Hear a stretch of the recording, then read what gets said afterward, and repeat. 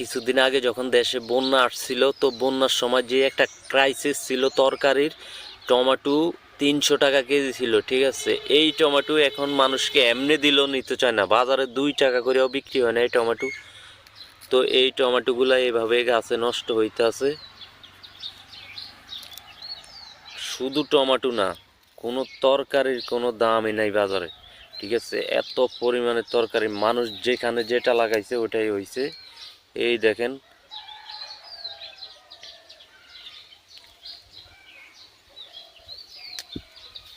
আমার গাছে অনেক টমেটো নষ্ট হইতেছে, এগুলো মানুষকে এমনি দিলেও নেয় না। এই যে নিচেও পড়ে অনেক নষ্ট হইতেছে।